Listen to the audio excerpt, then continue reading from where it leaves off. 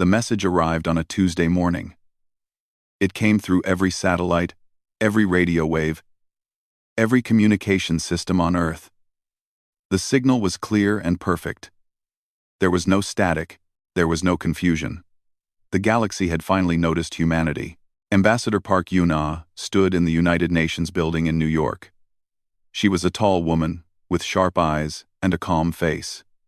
She had spent 20 years working in diplomacy. She had handled wars, trade deals, and political crises. But nothing had prepared her for this moment. The holographic display floated in front of her. Strange symbols filled the screen. Then the symbols changed into English words. The translation was perfect. Greetings to the species known as humans. You have been observed for 17 of your solar cycles. The Galactic Council has decided that you are ready for contact. You are hereby invited to join the Council as Junior Observer Species, Category 7. This is a great honor. You will report to Sector Administrator Thelvax for processing. Glory to the Council. Yuna read the message 3 times. She felt the eyes of 50 world leaders watching her through video screens. Nobody spoke. The room was completely silent. General Kim Tae-sung was the first to break the silence.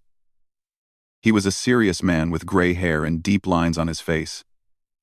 He had fought in 3 wars before becoming the head of Earth's new Defense Council. Junior Observer Species, he said slowly. Category 7. What does that mean? Oh, a young analyst named Lee Sora stepped forward. She had been working non-stop since the message arrived. Her tablet was full of notes. Sir, we have been analyzing their database transmissions. They sent us their laws, along with the invitation. Category 7 is the lowest rank. There are 12 categories total. Category 7 species have no voting rights. They cannot own territory outside their home system. They must pay tribute to the Council.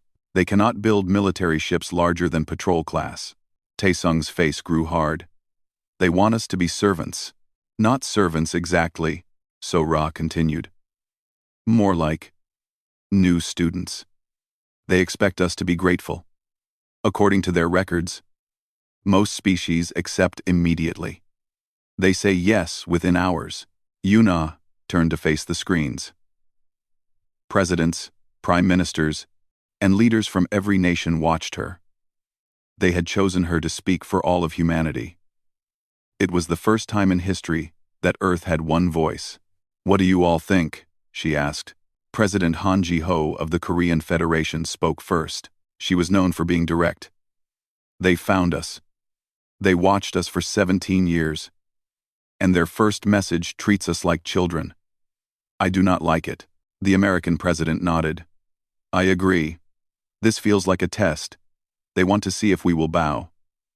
Or perhaps this is simply how things work out there, said the European representative. Maybe all species start at the bottom. Maybe we should accept and work our way up. Debate filled the room. Some leaders wanted to accept. They feared what might happen if humanity refused. Others were angry at the insulting terms. The argument went on for hours. Finally, Yuna raised her hand. The room fell silent again. I have listened to everyone, she said. I understand the fear. We do not know how powerful this council is. We do not know if refusing will bring war. But I also know something else. Humanity did not survive ice ages, plagues, and wars by accepting scraps from the table. She looked at the holographic message still floating in the air. They watched us for 17 years. They saw everything. Our wars, our cruelty, but also our kindness, our art, our music, our ability to change and grow. And after seeing all of that, they offer us the lowest rank. They think we should be grateful. Yuna straightened her back. I think we should say no. The room erupted. Some leaders shouted in protest. Others cheered. General Tae-sung watched Yuna with new respect in his eyes. If we say no, they might attack, warned the Japanese Prime Minister. They might, Yuna agreed. Or they might respect us more. We cannot know for certain. But I believe that how we begin this relationship will shape everything that follows. If we bow now, We will bow forever. The vote took place 1 hour later.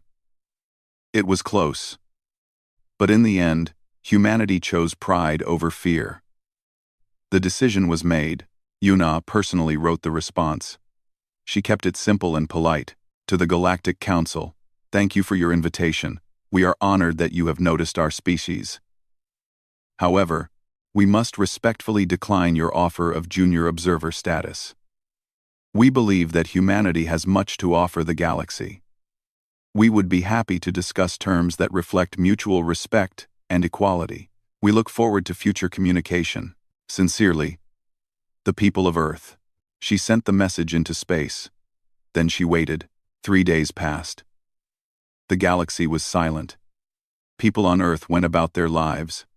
But there was tension in the air. Everyone was waiting for something. On the 4th day, a response arrived. Your message has been received. The Council does not understand. Please clarify. Are you refusing membership? Yuna smiled. She could almost hear the confusion in the words. Yes, she replied. We are refusing. Thank you for asking. More silence. This time it lasted 2 weeks. Yuna used that time well. She ordered the construction of new satellites. She increased funding for space research. She began planning for a future that might include conflict. When the Council finally responded, the message was different. It was longer, more formal. And there was something else in the words. Something that had not been there before. Uncertainty. The Galactic Council has existed for 40,000 years. In that time, no species has ever refused initial membership. Your response is unprecedented. We are sending a representative to your system for direct negotiations. Prepare to receive Council Representative Thelvax. General Taesung read the message and laughed. It was the first time anyone had seen him laugh in years. They are scared, he said. They do not know what to do with us. Yuna did not laugh. She understood that this was only the beginning. The real challenge was coming. But she felt something she had not felt in a long time. Hope. Humanity had taken its first step into the galaxy. And it had done so on its own terms. Whatever came next, they would face it together. As equals, or not at all. The stars had never seemed closer. The ship arrived exactly 30 days after the announcement. It appeared near Jupiter. A massive vessel that glittered like silver in the sunlight. Earth's telescopes captured every detail. The ship was beautiful in a cold, perfect way. It looked like it had never known war or damage. Director Baek Jae-won watched the ship approach on his monitor. He was the new head of Earth's First Contact Division. Before this, he had been a quiet professor of linguistics. Now he was one of the most important people on the planet. It is big, said his assistant, a young woman named Choi Mi-young. Bigger than anything we have. Size does not always mean strength, Jae-won replied. But he understood her worry. The alien ship was 3 kilometers long. Earth's largest vessel was barely 200 meters. The ship stopped near Earth's moon. A smaller craft separated from it and flew toward the planet. It landed in Geneva, in a field that had been prepared for this moment. Thousands of soldiers surrounded the area. Millions of people watched through cameras. The craft opened, and Thelvax stepped out. He was tall and thin. His skin was pale blue, and his eyes were large and completely black. He had no hair. His fingers were long and delicate. He wore robes that seemed to float around his body. Everything about him spoke of age and power. Jae-won walked forward to greet him. He bowed slightly, showing respect but not submission. Welcome to Earth, he said. I am Director Baek Jae-won. I speak for humanity in this matter. Thelvax studied him for a long moment. His black eyes revealed nothing. You are the one who refused the council, Thelvax said. His voice was smooth and deep. This is very unusual. I have been a representative for 3,000 years. No species has ever refused. There is a first time for everything, Jae-won replied calmly. Thelvax made a sound that might have been laughter. Indeed. Your species is interesting. You are very young. Your technology is primitive. You have only just learned to leave your planet. Yet you refuse the greatest organization in the galaxy. We did not refuse contact, J1 explained.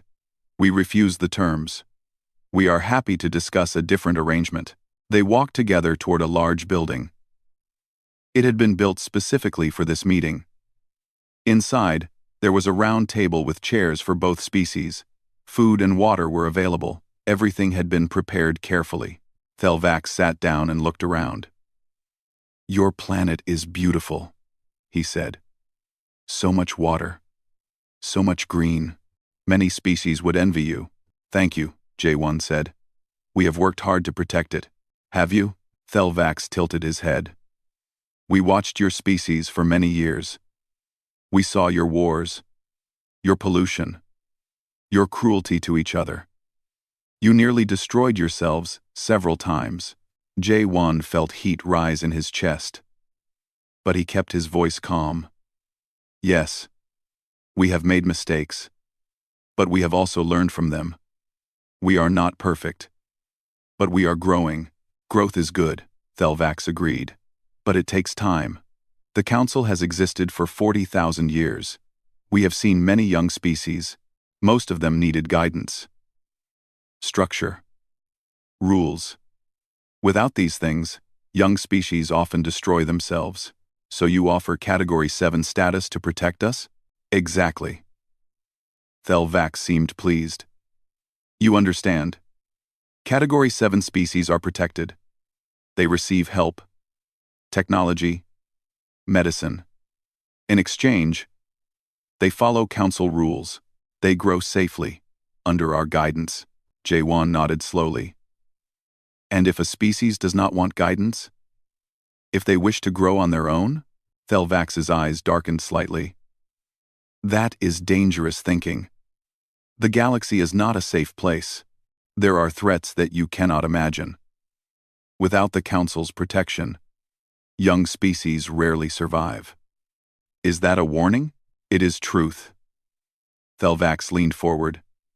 I am trying to help you, Director. Your species has potential. I see it, but potential means nothing if you are destroyed before you can reach it. Accept our offer. Join the Council. Let us guide you. The room was silent. J1 looked at the alien representative.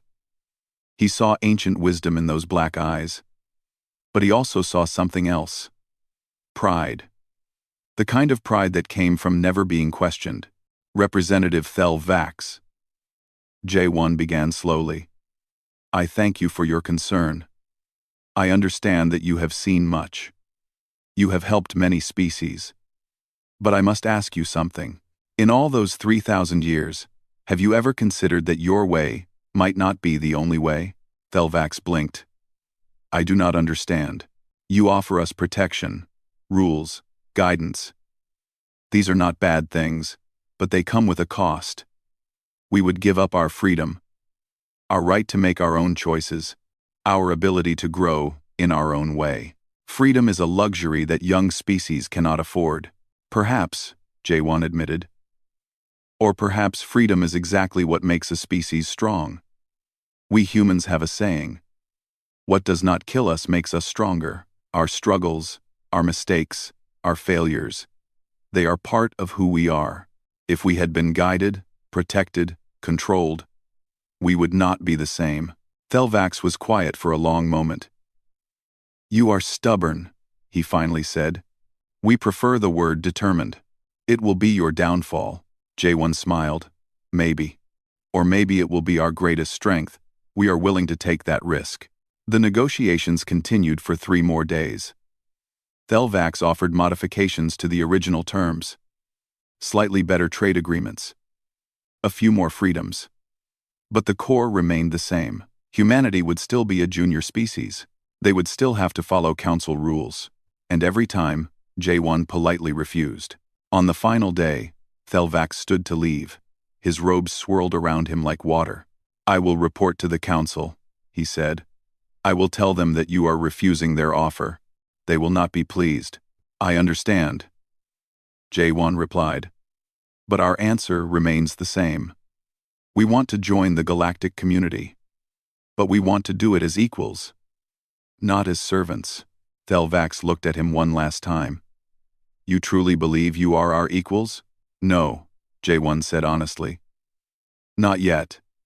You have technology we cannot imagine, knowledge we cannot comprehend. But one day, we will catch up. And when that day comes, I want us to stand beside you, not beneath you. Something flickered in Thelvax's eyes. Was it respect? Anger? J1 could not tell. Goodbye, Director, Thelvax said. I hope you survive long enough to see if you were right. The alien ship left Earth that night. It disappeared into the darkness between stars. And humanity was alone again, but not entirely alone. Because that night, a strange thing happened. A small ship from a species called the Vren appeared at the edge of Earth's solar system. They had been watching, they had seen everything, and they wanted to talk, not to the Council, to humanity. Things were about to change. 6 months had passed since Thelvax left Earth. In that time, everything had changed. The Vren were the first to make contact. They were small creatures, barely reaching human waists. Their bodies were covered in soft brown fur, and their eyes were large and golden. They had been a Category 7 species for 800 years. The Council had never promoted them.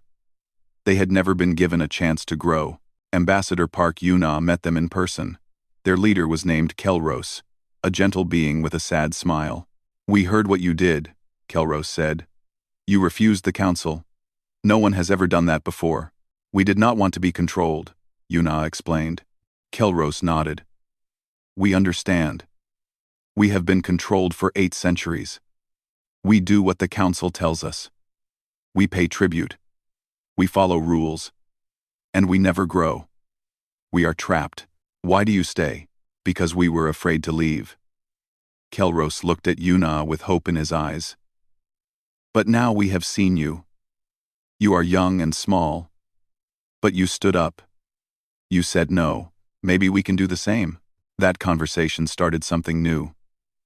Word spread among the lower species. The humans had refused the Council. The humans were not afraid. And one by one, other species began reaching out. The Torak came next. They were large reptiles with scales that changed color with their moods. They had been Category 6 for 2,000 years. They were skilled builders, but the Council refused to let them construct ships. Then came the Mildri. They looked like walking plants, with leaves for hair and bark for skin. They were peaceful farmers who wanted nothing more than to grow their crops in silence. But the Council demanded they give half of everything they produced. Each species had a different story. But they all shared the same feeling. They were tired. Tired of being small. Tired of being controlled. Tired of waiting for permission to live their own lives. Director Bake J1 became the center of this movement. He worked day and night, meeting with representatives, building relationships, creating agreements. He did not sleep much. His wife worried about him. But he could not stop. We are not trying to fight the Council, he explained to his team. We are building an alternative. A place where species can work together as equals. Trade with each other. Help each other. Without someone above telling them what to do. They called it the Free Trade Alliance at first. Later, others started calling it the Human Alliance. The name stuck. Within 3 months, 15 species had joined. They began trading with each other. Resources, technology, knowledge, everything flowed freely. The Vren shared their advanced medical techniques. The Torak built ships. The Mildri provided food. And humans provided something that surprised everyone: ideas.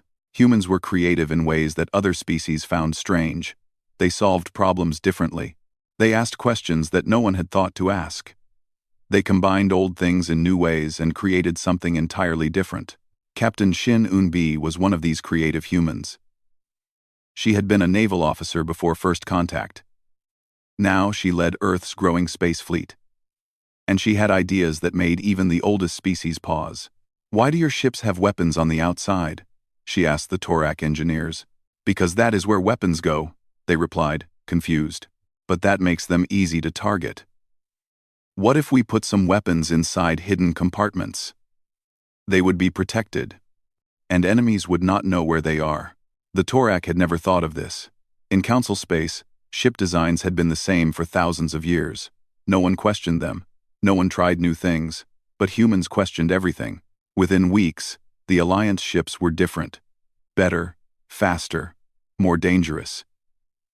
They did not have the size or power of Council vessels, but they had something else. Unpredictability. Back on Earth, Trade Representative Kang Soo-min handled economics. She was a former banker with sharp eyes and a sharper mind. She built trade networks that connected all Alliance species. Credits flowed. Markets grew. Everyone benefited. The Council charges a 30% tax on all trade, she explained to new members. We charge 5%. Just enough to maintain the Alliance. That means more money stays with the people who earned it. Species that had been poor for centuries suddenly began to prosper. They built better homes, better schools, better lives. And they remembered who had made it possible. The Council noticed. Of course they noticed. Spies reported back. Trade numbers showed strange patterns. Ships from lower species were appearing in unusual places. Something was happening. High Counselor Velshan called an emergency meeting of the senior members. She was ancient, even by Council standards. Her silver skin was covered in the marks of her rank. She had ruled for 12,000 years. And she was worried. The humans are a problem, she announced. They are gathering the lower species, creating some kind of alliance. Let them, laughed Counselor Drex. He was from a warrior species. He had no respect for young races. What can they possibly do? Their technology is primitive. Their numbers are small. They are nothing. They are not nothing, argued Counselor Mira. She was younger than the others, and known for her wisdom. They are organized. They are determined. And they are growing stronger every day. Then we will crush them, Drex said simply. Will we? Velshan asked quietly. And what message will that send? That the Council destroys anyone who refuses to obey? We have spent 40,000 years building an image of fairness, of protection. If we attack the humans now, that image dies. The Council fell silent. They had not faced a situation like this before. Their power had always been unquestioned. Their rules had always been followed. They did not know how to handle defiance. We should wait, Mira suggested. Watch them. Let them make mistakes. Young alliances always fall apart. In a few years, they will be gone, and things will return to normal. But things did not return to normal. The human alliance did not fall apart. Instead, it grew. More species joined, more trade flowed, more ships were built, and Velshan began to understand something that terrified her. The humans were not building an alliance to survive. They were building an alliance to change everything. 1 year after first contact, the human alliance had 28 member species. Their combined fleet numbered over 200 ships. Their economy was growing faster than any Council projection had predicted, and they were just getting started. The galaxy would never be the same. The Grand Chamber of the Galactic Council had not been this full in 3,000 years. Every seat was taken. Every representative was present. The massive room hummed with nervous energy. High Counselor Velshan stood at the center. Her silver skin glowed under the lights. Her voice carried to every corner of the chamber. 2 years, she said. 2 years since the humans refused our invitation. And in that time, everything has changed. She waved her hand, and a holographic map appeared.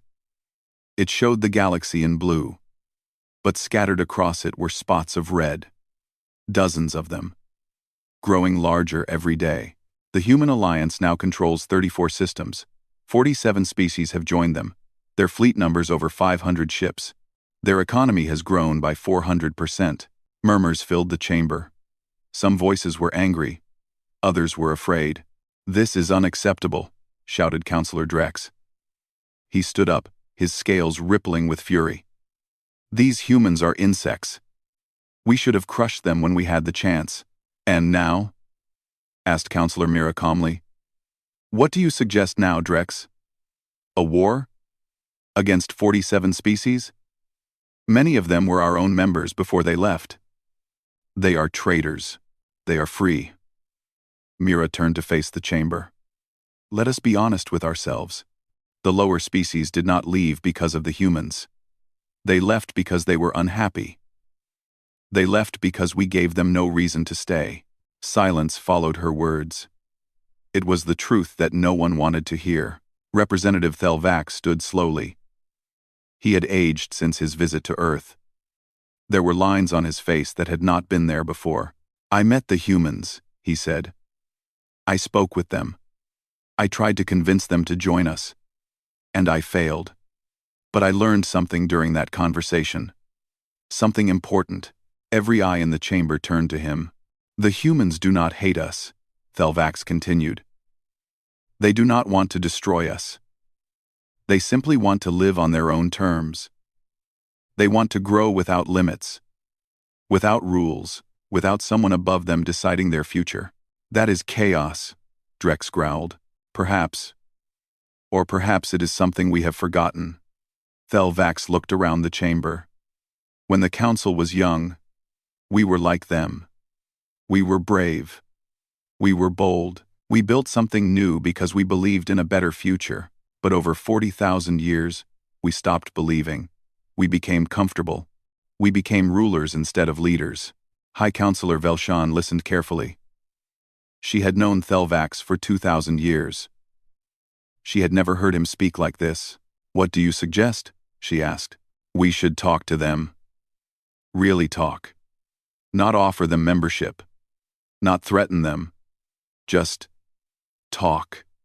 Try to understand them. And maybe let them teach us something. Drex laughed loudly. Teach us? These children who have barely learned to walk among the stars? What could they possibly teach us?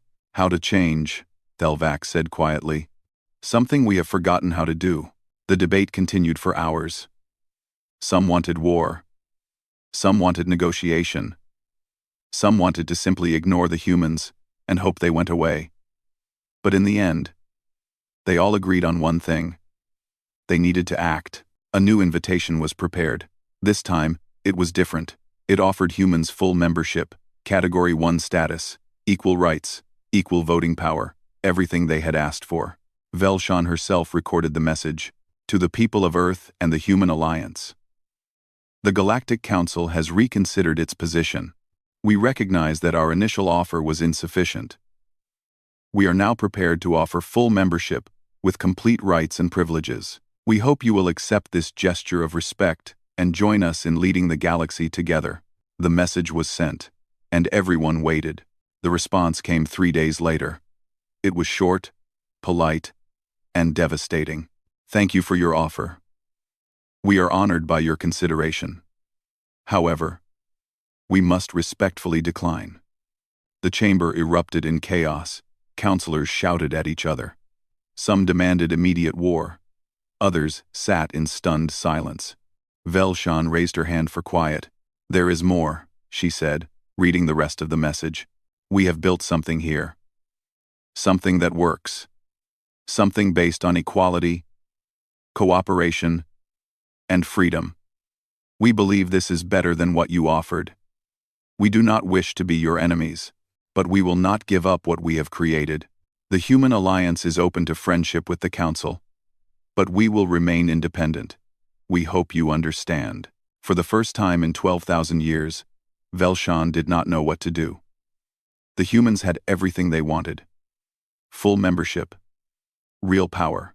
And they had said no. Why? Drex demanded. Why would they refuse? Mira understood. She had always been the wisest among them. Because they do not want to join us.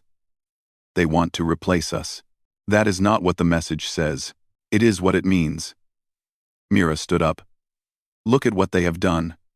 They have taken the species we ignored, the species we controlled, They have given them hope, freedom, purpose, and now those species love them. They would die for them. Would any of our junior species say the same about us? The chamber was silent. The humans are not building an alliance against us, Mira continued. They are building a better version of us. And that is far more dangerous than any army. 8. On Rio. Admiral Shin Unbi received news of the Council's reaction on her flagship. She smiled as she read the report. They are finally scared, she said to her crew. Is that good? Asked Lieutenant Moon Hyun-woo. It is necessary, Yunbi replied. Fear can make people do stupid things, but it can also make them think, make them change. The Council has been unchanging for 40,000 years. Now they have a choice: adapt or become irrelevant. What do you think they will choose? Yunbi looked out at the stars. Somewhere out there, the Council was panicking, planning, scheming.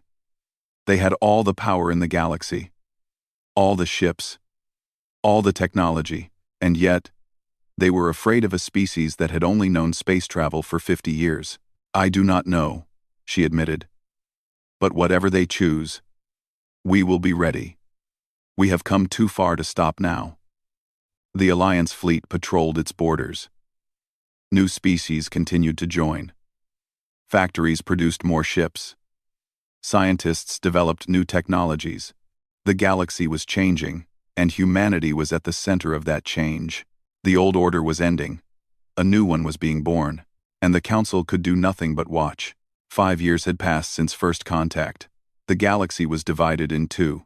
On one side stood the Galactic Council, ancient, powerful, proud. They controlled thousands of systems. Their fleets numbered in the millions. Their technology was beyond anything the younger species could imagine. On the other side stood the Human Alliance, young, growing, determined. They controlled 112 systems now. 83 species had joined them. Their fleet numbered 3,000 ships. Small compared to the Council, but growing every day. Ambassador Park Yuna stood on the observation deck of the Alliance capital station. It orbited a planet called New Hope. 5 years ago, this system had been empty. Now it was the heart of a new civilization. Ships filled the space around her. Human ships, Vren ships, Torak ships, Mildry ships. All different. All unique. All working together. Director Baek Jae-won joined her at the window. His hair had turned gray over the years, but his eyes were still sharp, still full of hope. We have come a long way, he said. We have, Yuna agreed. Do you remember that first message? Junior Observer Species? Category 7? Jae-won laughed. I remember. It seems like a lifetime ago. In some ways, it was. Yuna turned to face him. We were so small then. So afraid. We had no idea what we were doing. We just knew that we could not accept their terms. And look at us now. Below them, a massive ceremony was taking place. Today was the 5th anniversary of the Alliance. Representatives from all 83 species had gathered. Music played. Colors danced. It was a celebration of everything they had built together. Admiral Shin Eun-bi walked up to join them. She wore her dress uniform, decorated with medals from a dozen campaigns. Not wars, exactly.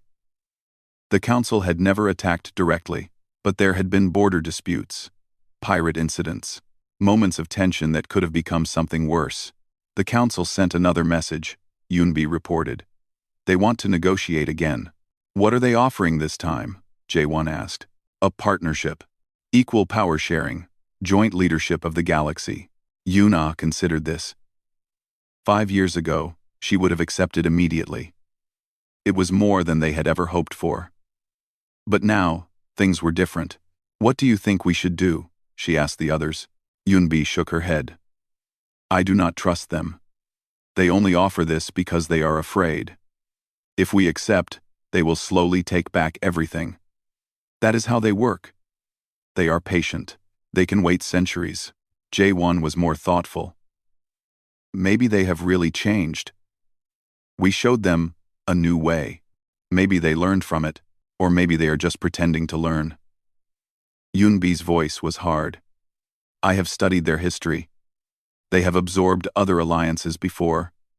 They invite them in, make them comfortable. Then, slowly, quietly, they take control. 100 years later, the alliance is gone. Only the council remains. They stood in silence for a moment. The ceremony continued below them. Laughter and joy filled the air. Finally, Yuna spoke. We need to tell them the truth. What truth? Jaewon asked. The truth about why we are here. Why we refused their first offer. Why we built all of this. Yuna turned to face the window again. We never wanted to destroy the council. We never wanted to rule the galaxy. We just wanted something better. Something fair. Something that gave everyone a chance. Do you think they will understand? I do not know. But they deserve to hear it. The meeting took place 1 week later. High Counselor Velshan traveled to New Hope herself. It was the first time a High Counselor had left council space in 10,000 years. She met Yuna in a simple room. No guards, no weapons, just two leaders, talking. You have done the impossible, Velshan said. Built something from nothing. United species that we thought could never work together. I admit, I did not believe it was possible. Neither did we, sometimes, Yuna replied honestly. But we kept trying. We kept believing. Why? Velshan leaned forward. Why did you refuse us? We offered you everything. Protection, technology, knowledge, a place in the greatest organization the galaxy has ever known. Why was that not enough? Yuna thought carefully before answering. Because it came with strings attached. Because you wanted us to follow your rules. Your way of thinking. Your vision of what the galaxy should be. And that vision had no room for us to be ourselves. We were trying to help you. I believe you thought you were. But help should not come with a price. Help should not require obedience. Real help sets people free to find their own path. Velshan was silent for a long moment. Your path has caused great disruption. Many of my people are angry. They want to punish you. Destroy everything you have built. I know, but they cannot. Not without destroying themselves in the process. You have grown too strong. Too connected. Too important. Velshan looked old suddenly. Tired. You have changed everything, and I do not know if that is good or bad. Yuna reached across the table. She took the High Counselor's hand in her own. Velshan flinched slightly at the touch. She had not been touched by another being in centuries. The council does not have to be our enemy, Yuna said softly. We can work together. Trade together. Grow together. But not as master and servant. Not as guide and follower. As equals. Real equals. Two different ways of thinking. Learning from each other. You ask us to change who we are. I ask you to remember who you were. Before 40,000 years of power made you forget. You were explorers once. Dreamers. Builders. You created the council to protect the weak and guide the lost. Somewhere along the way, that purpose got twisted. But it does not have to stay that way. Velshan pulled her hand back. She stood up and walked to the window. Outside, ships moved peacefully through space. Council ships and alliance ships. Flying side by side. I am very old, she said quietly. I have seen empires rise and fall. I have watched species destroy themselves over pride and fear. I thought I understood the galaxy. But you humans have surprised me. Is that a good thing? Velshan turned back to face Yuna. And for the first time, she smiled. It was small, hesitant, but real. I do not know, she admitted. But I think I would like to find out. The negotiations lasted 3 months. They were difficult, painful.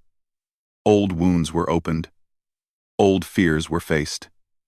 But in the end, an agreement was reached. Not a merger, not a partnership, something new, something that had never existed before. The Galactic Accord. A promise. A commitment. Two powers, different but equal, working together for the good of all species. It would not be easy. There would be conflicts, disagreements, moments when everything seemed ready to fall apart. But there would also be cooperation, discovery, growth. The galaxy had changed forever. And at the center of that change, humanity stood proud, not because they were the strongest, not because they were the smartest, but because they had dared to say no, dared to build something new, dared to believe that things could be better. The stars no longer seemed distant. They felt like home.